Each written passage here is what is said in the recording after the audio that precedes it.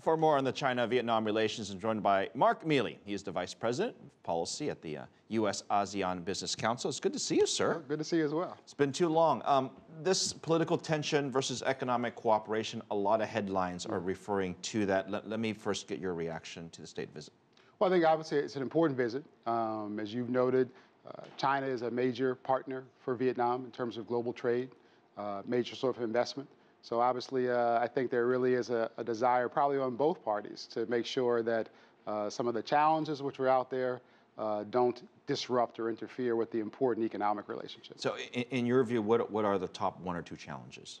Well, I think obviously, there's a trade imbalance that currently does exist between Vietnam and China. China sells a lot more to Vietnam than Vietnam sells to China. That sometimes can create some challenges. China makes a lot more, too. That's also true. It's a bigger economy. But I think also, looking forward, as Vietnam's economy continues to be very dynamic, today with the public release of the Trans-Pacific Partnership Agreement and basically some new opportunities that are emerging for Vietnam's exports opportunity, I think that also creates probably some perhaps how can China and Vietnam maintain their very robust trade relationship? Well, here's one. I mean, a lot of people don't realize this, but Vietnam has an awful lot of agricultural products, including seafood as well. I mean, I'll throw that into the whole mix. And some are saying that potentially could help rebalance that relationship. Do you think so? Well, I think China is obviously a big consumer market. So if Vietnam is able to maybe grow its very robust sea export industry and find more opportunities, I think that would be very helpful for Vietnam, sure. The financing of infrastructure, I mean, both are on the same group in terms of the Asian Infrastructure Investment Bank. And you think about the number of deals that they could potentially finance together. There's already a lot of cooperation. Right. What more can they do? Well, I think, as you said, I mean, there's the multilateral stuff with AAIB. There's also a lot of bilateral cooperation. I think Vietnam is a very attractive market for both Chinese investment in infrastructure, but also for Americans and Europeans. So I think that maybe competition for investment opportunities is another area where, again, Vietnam can be a big winner because I think a lot of economies and businesses are probably interested in trying to do more in Vietnam. Yeah. And speaking of winning, this One Belt, One Road initiative by China seems to be winning, at least in the media. We've certainly covered it. And I want to know, what's the role Vietnam would play in that?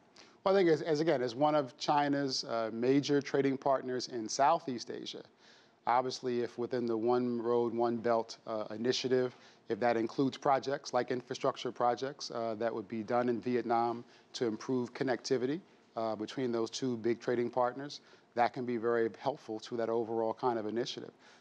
One thing that we've all noticed is China's upping their manufacturing game. And I don't mean by building more plants. I mean by making more high-tech goods and sort of up the value chain.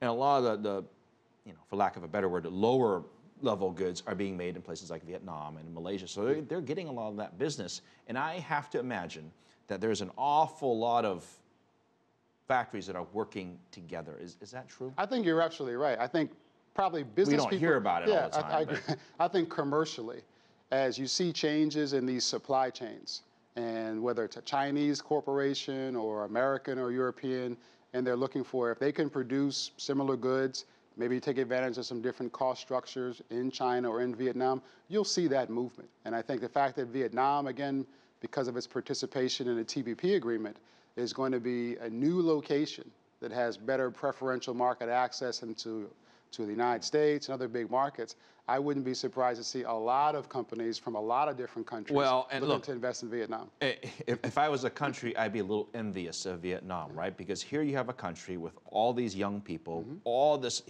massive workforce. They're doing the TPP. They've got the United States at their door wanting to do business. Now you've got China right there, of course, wanting to do business. And you have all those, as you mentioned, bilateral trade deals. They've basically got the best of both worlds. There's a little friendly competition, isn't there, between the U.S. and China? I think in Vietnam is probably taking... You might say it's healthy. Taking good advantage of being courted by these two major economies.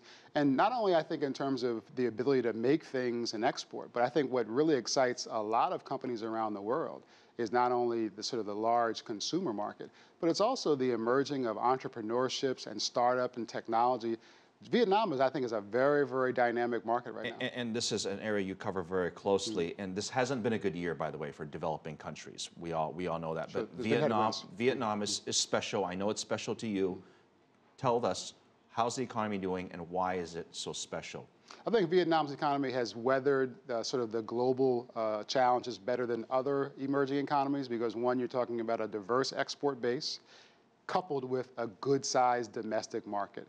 So even as maybe exports have maybe slowed down to China because of China's slowdown, the domestic market has been a great source of growth for Vietnam to maintain overall growth in the country.